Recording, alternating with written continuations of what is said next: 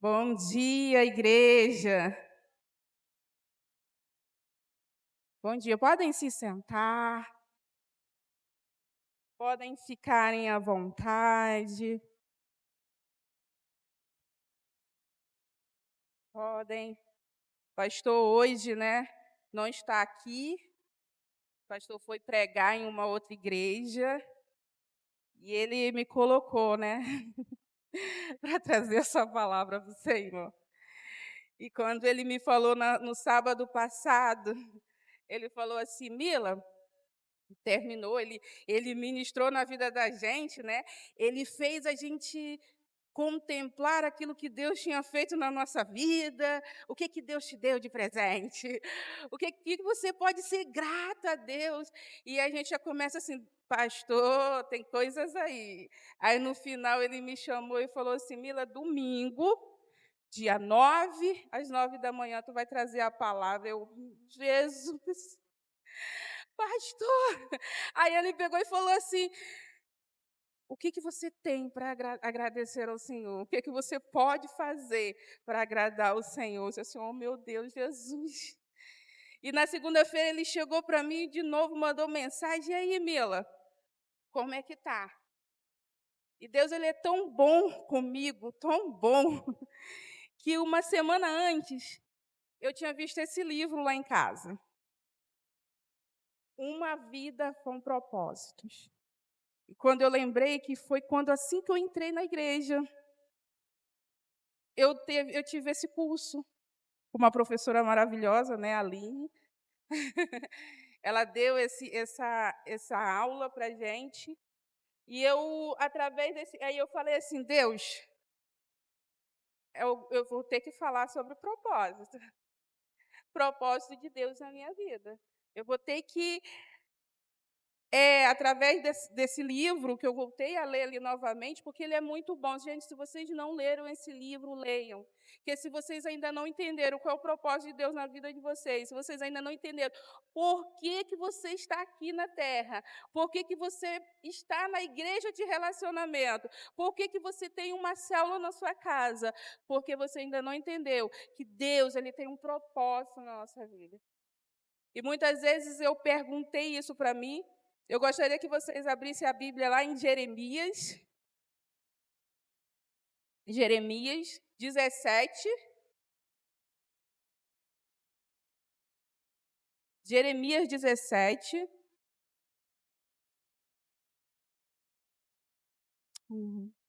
Do 5 ao 8. E Deus, ele foi trabalhando nessa mensagem para mim a semana inteira. E o pastor novamente me ligando, me mandando mensagem, falando assim: Mila, e aí? Eu disse: pastor, eu estou que nem Jesus. Se for possível, aparte-te de mim. Aí ele disse assim: dão glória a Deus, porque que seja a vontade de Deus na tua vida. E eu assim: ai, pastor, só Deus sabe como é que está o meu coração.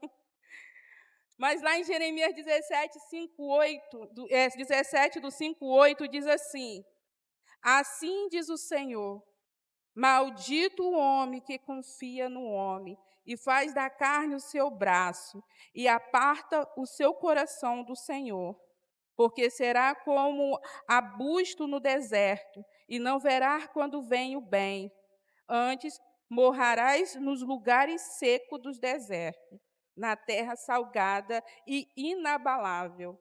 O 7 fala assim: bendito o homem que confia no Senhor e cuja confiança é o Senhor, porque será como árvores plantadas junto a águas, que estende as suas raízes para o ribeiro, e não receia quando vem o calor, mas a sua folha fica verde, e no ano de sequidão não se afadiga, nem deixa de dar frutos. Glória a Deus, aleluia. Então, nesse texto de Jeremias, né, a mensagem de Jeremias àquele povo era mostrando para eles aonde está a nossa confiança. Então, aonde está a sua confiança? Por isso que o nosso tema de hoje é falando sobre qual o propósito de Deus na minha vida. Quantos de nós já nos perguntamos por que eu nasci? Por que eu estou nessa família?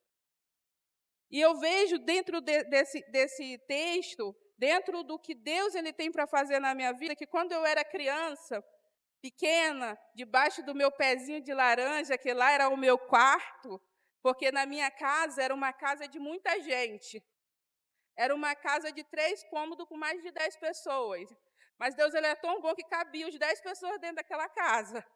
E era interessante que para você entrar, você ir para a sala, você tinha que passar pelo quarto. Quando construíram, não tinha aquela noção de como fazer, que quarto era reservado. Não, para você ir na cozinha, você tinha que passar no quarto. Então, você não tinha o quê? Liberdade. Você não tinha privacidade. Então, eu não tinha essa privacidade. Então, eu ia lá para o meu cantinho, quando a gente começa a entender que Deus ele cuida da gente desde quando nós nascemos. Eu comecei a entender que Deus ele tinha um propósito na minha vida, mas eu fui entender depois de muito tempo. Naquele tempo, eu não entendia. E eu falava assim, Senhor, por que tu me colocaste nessa casa? Por que você me deixa esse homem como pai? Por que tu me deixa essa mulher como mãe? Por que eu nasci nessa família? Porque eu não nasci na família Silvio Santos, era bem melhor. Por que eu nasci aqui? Por um abandono dos meus pais. Porque o pior ser órfão é quando você é órfão de pais vivos. E eu era órfã de pais vivos. Eu tinha um pai que eu via há pouco tempo, muito raro. Eu, quando criança, cheguei para o meu pai, eu acredito que eu tinha provavelmente meus 10 anos de idade, eu cheguei para o meu pai e falei assim para ele, pai, se eu morrer hoje, o senhor vai ser o último a saber. Porque tinha vezes que eu passava anos sem ver meu pai. Meu pai vivia no mundo da carne, aonde ele vivia em lugares de mulheres, o dinheiro dele era para mulheres, então a gente vivia muita necessidade, e eu vivia com meu irmão do lado. Então, a primeira coisa que eu entendi quando criança é que eu era uma menina que eu tinha medo de ser abandonada. Então, eu acabava não me relacionando com muitas pessoas, porque aquele medo de dizer assim, eu vou ser abandonada, porque eu achava que era culpa minha, os meus pais não estão ali. Então, eu comecei a entender que, naquele momento, eu começava a falar isso. Deus, eu falava muito claro com Deus. Deus, por quê? Por que, Deus? Por que aconteceu isso comigo? Por quê? E, às vezes, o jardim do vizinho é muito melhor do que o nosso. E eu acabava olhando para outra família e falava assim, poxa, a família é tão linda, pai, mãe. Você já teve reunião de escola? Naquela época era mais tenso. Naquela época, gente, eu não sou muito velha, não, mas eu ainda sou de uma fase boa. Naquela época, quando dizia assim, vai ter reunião, vai ter os pais vão vir em casa. Eu via as minhas amigas, os meus amigos assim, eles ficavam muito nervosos. Meu Deus, minha professora vai falar isso. A minha professora vai falar aquilo. Porque naquela época não tinha bullying, né? Mas aí na reunião eles falavam algumas coisas também. E eu olhava assim, eu falava assim, eu não tenho que me preocupar, meus pais não vão vir. Não tinha que me preocupar, mas eu também era uma aluna boa. Eu era muito tranquila. E uma vez, a primeira vez que meu pai foi na minha escola, eu tinha um evento para mim ir na escola e tinha que ter dinheiro. E eu cheguei para o meu pai e falei assim, pai, lá na igreja tem que ter dinheiro. Eu tinha que procurar meu pai lá num lugarzinho lá perto da minha casa, que ele sempre, quando eu queria encontrar ele, eu tinha que ir lá. E aí eu fui, pai, lá na escola tem um passeio, eu preciso de dinheiro. Aí ele falou, não tem dinheiro não. Deus ele é tão bom, que mesmo meu pai sendo, entre aspas, ruim, mas às vezes tudo que eu pedia para ele, ele fazia esforço, ele me dava. Mas o ruim era achar ele. Aí era complicado. E ele pegou e foi. Aí eu falei assim, pai, eu preciso desse dinheiro. Ele não tem, não tenho. E eu fui para a escola triste porque eu não ia para o evento, porque eu não tinha dinheiro. E a inspetora, na época, chegou para mim e falou assim, teu pai está lá na porta. Gente, eu não fiquei feliz porque ele levou o dinheiro, eu fiquei feliz porque é a primeira vez que meu pai foi na escola. Mas mesmo assim, Deus já tinha cuidado, porque ele sabia onde onde eu tinha que ser tratada. Ele sabia onde eu teria que ser moldada diante do Senhor. Então, lá em Atos 17, 26, Atos 17, 26, que ele fala assim: de um só sangue fiz toda a geração dos homens, para habitar sobre toda a face da terra, determinado no tempo já dantes ordenado e nos limites da sua habitação. Então, naquele momento, eu entendi que Deus, né, através dessa palavra aqui, que Deus ele já tinha um plano, ele já tinha planejado aonde eu ia nascer. Deus ele já tinha planejado a casa que eu ia nascer. Ele já tinha planejado qual o ventre aonde eu estaria, porque ele tinha um propósito na minha vida. Amém? Mas para mim entender esse propósito, para mim poder entender que Deus ele tinha um propósito muito grande na minha vida, eu precisava ser moldado por quem? Por Ele. Muitas vezes nós queremos fazer do nosso jeitinho, né? Nosso jeitinho brasileiro.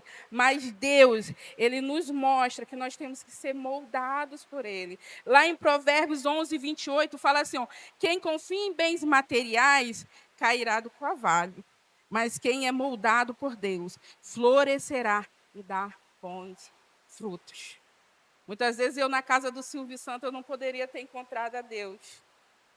Olha o propósito de Deus na nossa vida. Olha o propósito de Deus na nossa casa. Olha o que Deus ele tem feito na nossa vida. Deus ele tem assim, uma obra imensa na minha vida, na vida de cada um de vocês. Basta nós entendermos qual o propósito dele na nossa vida. Então, aonde você nasceu, aonde você mora e aonde você está hoje, em Itaguaí, é porque Deus ele teve um plano na sua vida. Amém? A palavra de Deus deixa algo bem claro. Deus não nos criou por acaso. Vocês não foram criados por acaso. Vocês não foram um erro do destino. Nós não fomos criados por acaso. Lá em Colossenses 1,6, fala assim, quem já chegou a vós, como também está em todo o mundo, e já vai frutificando, como entre vós, desde o dia que ouvistes e conhecestes a graça de Deus em verdade. Lá no 16 também fala assim, porque nele foram criadas todas as coisas que há nos céus e na terra, visíveis e invisíveis, sejam tronos, sejam dominadores, sejam principados, sejam potestades, tudo foi criado por ele e para ele. Então, antes que você nascesse, mesmo que os meus pais me rejeitaram, mesmo que o mundo me rejeite, mesmo que pessoas que nós mais amamos nos rejeitam, às vezes até filhos que rejeitam os pais, porque muitas vezes a gente só fala que pais rejeitam, mães rejeitam filhos, mas também filhos que rejeitam seus pais. Então, mesmo que qualquer coisa que você enfrentou, Deus ele já sonhou contigo desde o ventre da sua mãe. Ele já te planejou. Ele já cuidou. Ele já viu como é que você seria. Ele já te desenhou dentro do ventre da sua mãe. Ele já cuidou de você. Então, Deus ele já sonhou conosco. Deus já tinha um propósito na sua vida. Lá em Jeremias 1,5 fala assim, antes que te formasse no ventre, te conheci.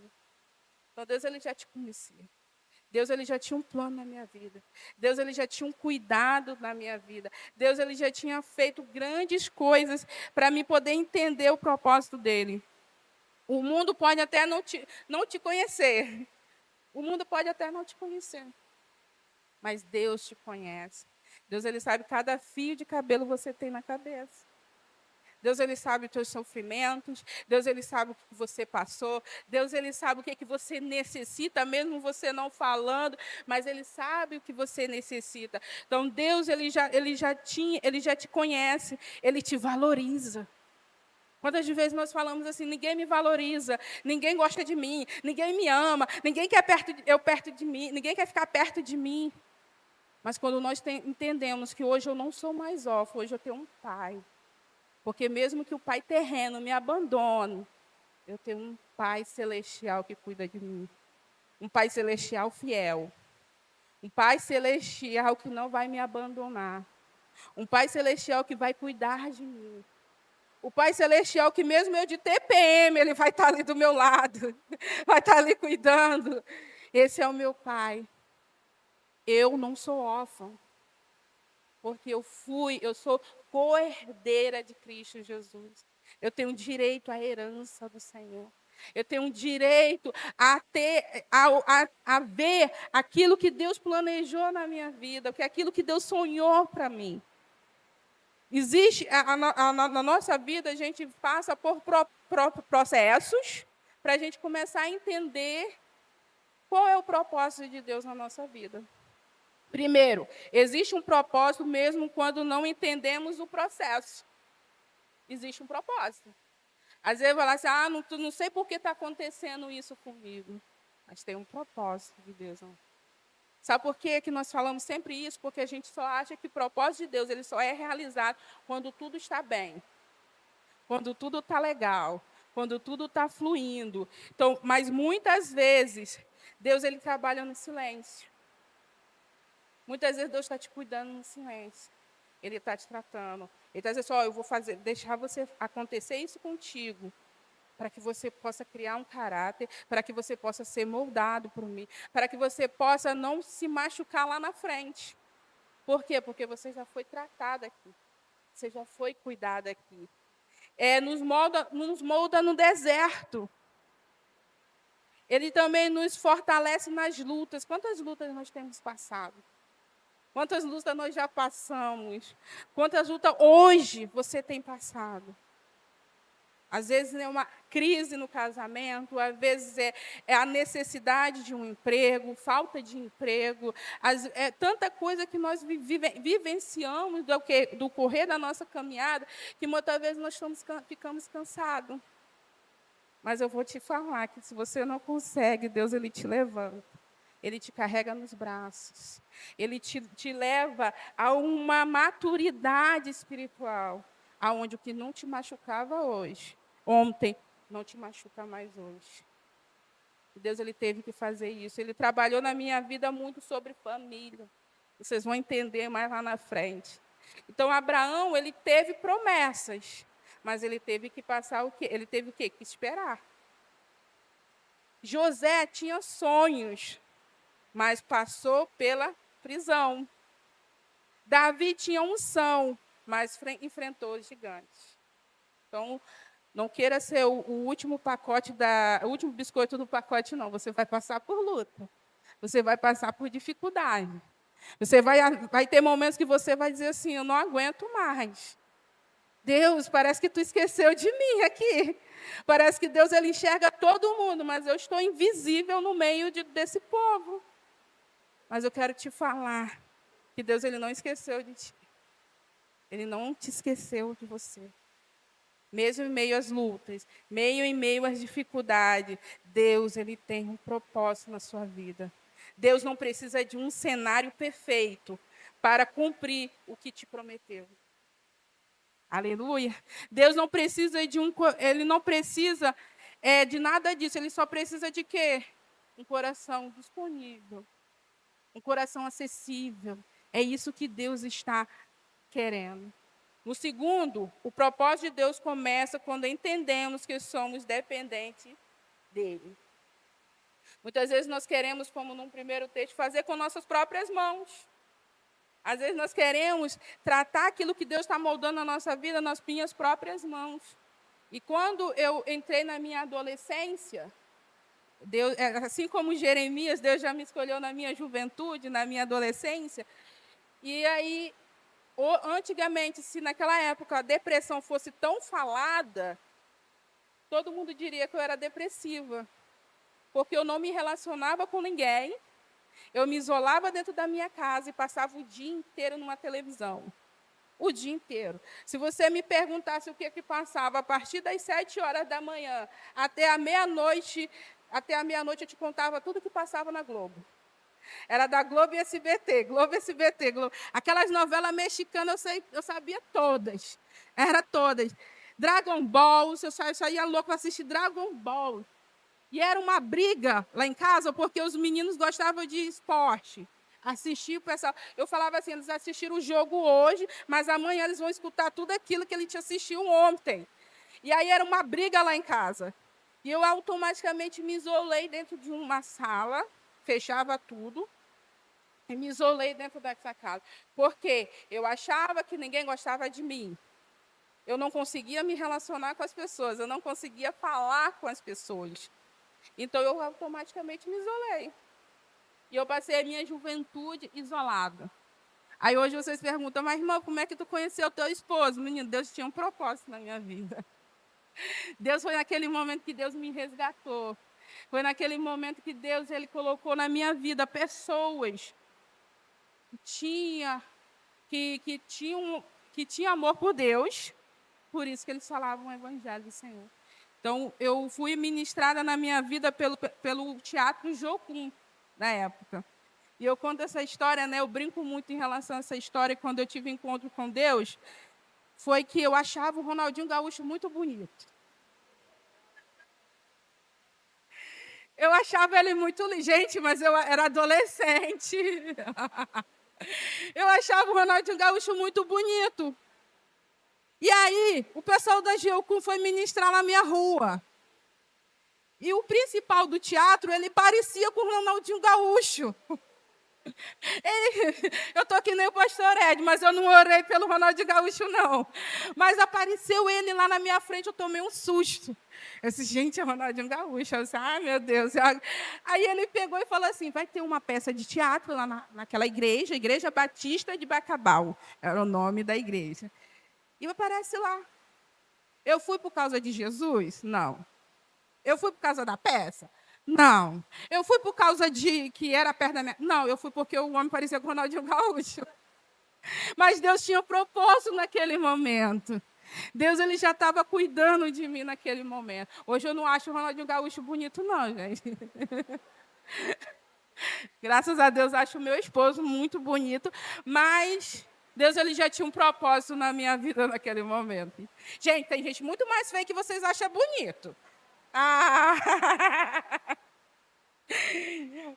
Muitas vezes tentamos controlar tudo, principalmente as mulheres. Nós queremos controlar tudo. Lá na minha casa, o Luiz ele consegue entender que lá em casa quem manda sou eu. Então, tudo que ele quer, ele vem para mim pedir. Porque ele sabe que eu sou autoridade dentro da minha casa. E aí, mas como ele olha para o Fernando, ele fala assim, um homem que trabalha. Para ele, quem tem dinheiro lá em casa é o Fernando. Eu não tenho dinheiro nenhum. Quando fala assim, Luiz, vai pedir... Luiz, quer comprar alguma coisa? Quero, vou pedir para o meu pai. Meu pai tem dinheiro. O Fernando um dia chegou para ele e falou assim, pai, cadê minha mãe? Aí ele falou assim, ela está trabalhando. Eu disse assim, ela não trabalha, quem trabalha é meu pai.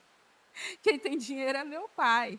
Então, nós temos esse poder, nós mulheres, de querer controlar tudo. E a gente acaba carregando uma carga imensa na nossa costas. Por quê? Porque a gente quer controlar tudo. A gente quer estar no controle de tudo. A gente quer estar ali. Só que nós temos que entender que tudo tem que estar no controle de Deus na nossa vida. Quando nós entendemos que tudo tem que estar no controle, tudo é propósito de Deus, que não depende da minha capacidade. Hoje eu estou aqui falando com vocês, porque eu entendi que não depende da minha capacidade. Depende de quê? De Deus que habita dentro de mim. Do Espírito Santo que habita dentro de mim. Hoje, olhando eu aqui, falando com vocês, não consegue ver uma Mila lá de trás que não conseguia nem falar na frente numa escola. Foi Deus moldando. Ele tinha que me tratar dessa forma. Lá em Provérbios 3:5 fala assim, confiar no Senhor de todo o teu coração e não te estribes no teu propósito, no teu próprio entendimento. O que Deus fala aqui? Que nós não devemos confiar no nosso próprio entendimento. Nós não devemos nos firmar no nosso próprio entendimento, mas que o nosso coração venha ser confiar em Deus. Quanto mais nós entregamos, mais Ele nos guia. Quanto mais você confia, mais Ele se revela a você. O terceiro ponto para nós terminarmos: você não está vivo por um acidente. Você está vivo para uma missão. Amém? Vocês creem nisso? Se hoje vocês estão aqui respirando, quem está respirando? Se não estiver esperando, vai estar morto. Então, se vocês estão respirando, é porque Deus ainda tem algo, ainda tem propósito para fazer na vida de vocês. Deus, ele tem um grande propósito. Às vezes, nós nos achamos pequenos, às vezes nós nos achamos tão falhos, às vezes nós nos achamos tão incapazes. Mas Deus, ele está falando nesse momento para cada um de vocês. Você pode se sentir até pequeno, mas eu te farei grande.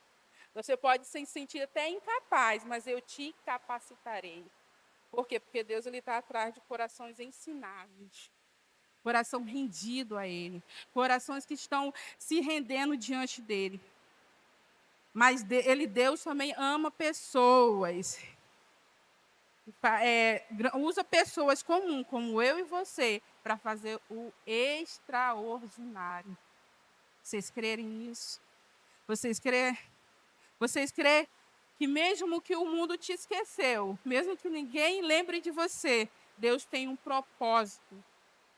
Deus, ele tem um propósito, e o propósito de Deus não morre. Propósito de Deus não morre. Promessa de Deus não se expira. Promessa de Deus não se acaba. Promessa, chamado não se perde. Se você tem um chamado de Deus, ele não se perdeu. Vocês creem nisso. Que vocês possam declarar sua fé diante do Senhor. Que você possa dizer: eu creio num Deus que tem um propósito para mim. Eu creio num Deus que tem um propósito para mim. Eu creio que nada do que eu vivi foi em vão.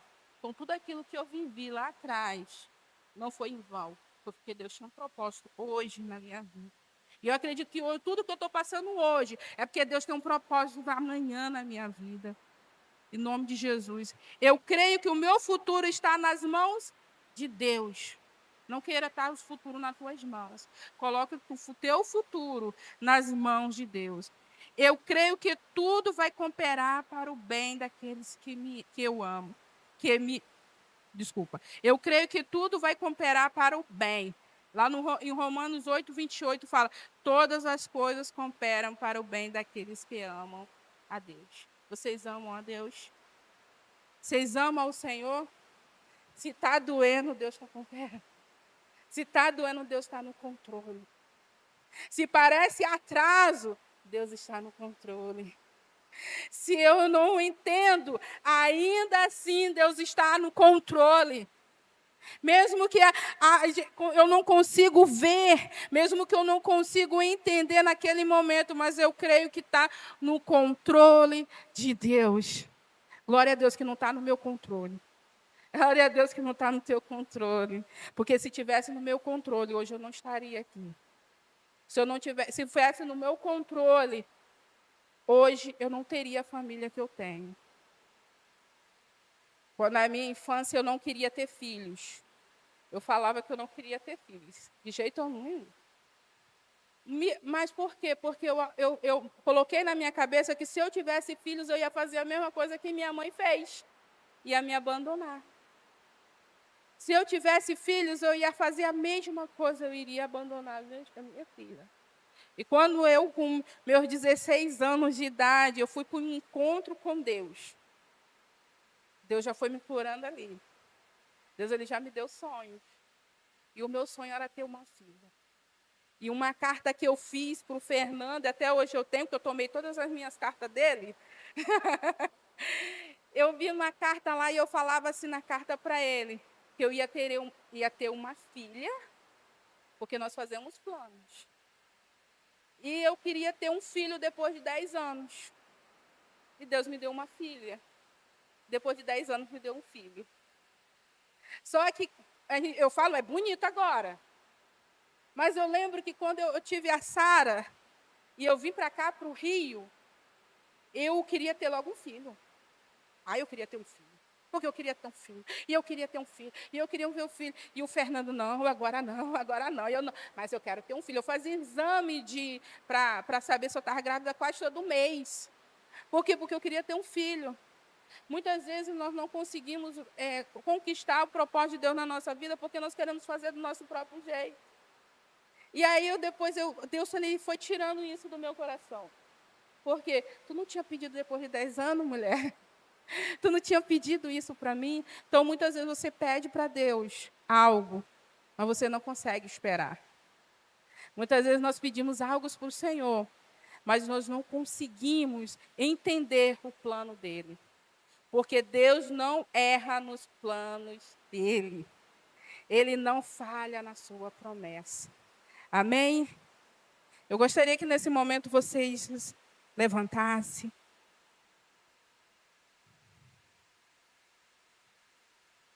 Você fechasse os seus olhos.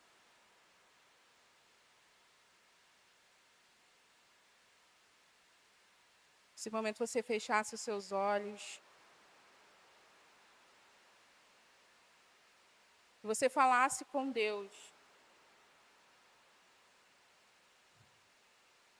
Se você nesse momento você colocasse diante do Senhor, o mesmo Deus que te chamou, Ele vai te capacitar. Se hoje você tem dores lá do passado, se hoje você se sente rejeitado porque você foi abandonado pelo seu pai, você foi abandonado pela sua mãe, muitas vezes você se sente magoado porque quem tinha que te proteger foi quem mais te magoou. Nesse momento o Senhor Ele possa te mostrar o propósito de Deus na sua vida. Que hoje Deus Ele possa te mostrar aquilo que Ele tem preparado para você. Hoje eu tenho uma família linda. Hoje eu já tenho 15 anos de casada. Hoje eu tenho uma menina que faz a obra do Senhor. Eu tenho um filho que pede para orar por mim. O que Deus começou, a boa obra, Ele vai terminar. Você não está no caminho errado. Continue caminhando. Continue crendo. Continue adorando. O propósito de Deus não vai apenas mudar a sua história, ela vai dar sentido a ela. Você possa falar com o Senhor. Que você use a sua sinceridade diante do Senhor. Eu tive que falar isso para o Senhor. Eu tive que falar para o Senhor que eu tinha ódio dos meus pais. Eu falei para o Senhor, Senhor, por que pessoas é tão ruim? Como é que Ele abandona uma criança tão incapaz? Mas eu precisaria passar por isso, para poder entender o propósito de Deus na minha vida. Eu precisei ser moldada pelo Senhor. Eu precisei ser cuidada pelo Senhor, para entender que mesmo que meus filhos me abandonem, mesmo que meu esposo me abandone, o Senhor não vai me abandonar. O Senhor tem um propósito na minha vida. Tudo que eu passo hoje, o Senhor tem propósito na minha vida. Se hoje está doendo, se hoje eu não estou conseguindo, eu não estou aguentando, mas eu vou entender que Deus tem um propósito na minha vida. Que amanhã eu serei testemunho para outras pessoas.